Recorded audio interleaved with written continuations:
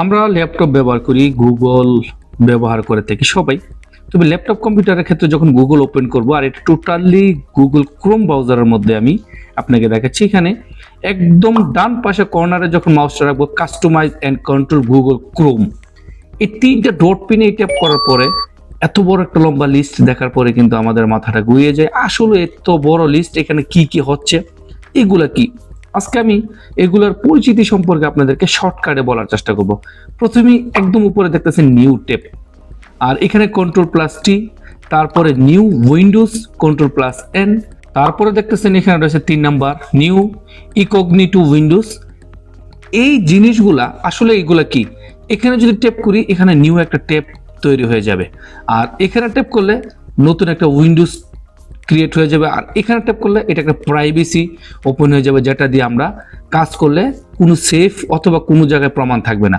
তো প্রথমে আমি এখানে যদি ট্যাপ করি অথবা আমি কন্ট্রোল প্লাস টি এতে ট্যাপ করবো, তো আমি এখানে ট্যাপ করতেছি আপনাকে দেখানোর জন্য। এখানে একটা ট্যাপ করলাম, কি হলো, এই যে নিউ ট্যাব কিন্তু ওপেন হয়ে গেল।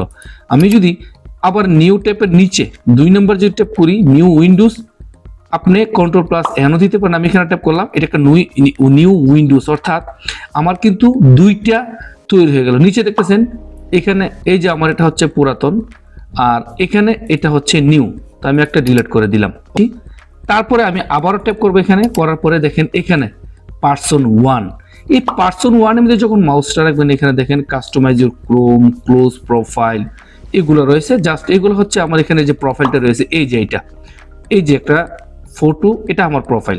তো এখান থেকে এগুলো আপনি একটু পরিবর্তন করতে পারবেন, এই যে নিচের লিস্টগুলো পরিবর্তন করতে পারেন।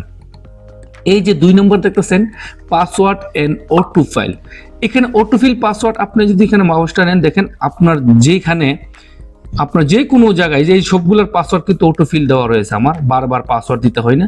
আর এটা ডিটেল কিন্তু আপনি এখানে পাবেন। নিচে পেমেন্ট মেথড, যদি কোনো জায়গায় অনলাইনে পেমেন্ট করে থাকেন তাহলে এখানে কিন্তু ডিটেলটা থাকবে। তার নিচে অ্যাড্রেস এন্ড মোর, এখানে আপনার এখানে যদি অ্যাড্রেস কোন জায়গা থেকে আপনি লগ ইন করতেছেন ডিটেল থাকবে।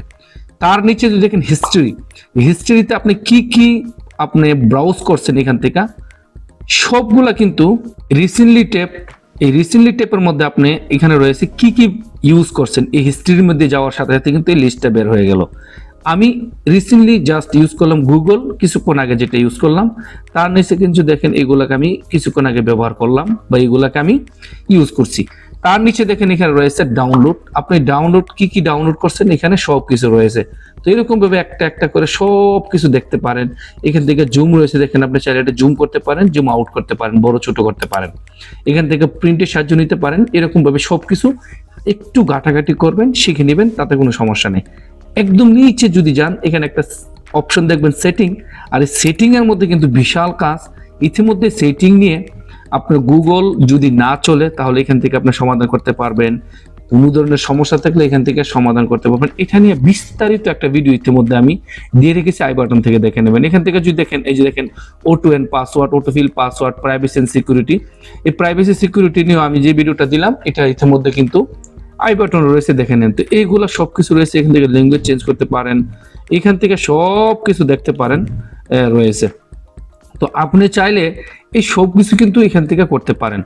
আপনি যদি একটু ঘাটাঘাটি না করেন তাহলে কিন্তু এই সম্পর্কে আপনি বুঝতে একটু কষ্ট হবে, তাই আমি আপনাকে সাজেস্ট করব একটু ঘাটাঘাটি করার জন্য। তো ফ্রেন্ডস, ল্যাপটপ কম্পিউটার সম্পর্কে আরো নতুন নতুন চমক নিয়ে আসবো, সাথে থাকবেন। আবার দেখা হবে। আল্লাহ হাফেজ।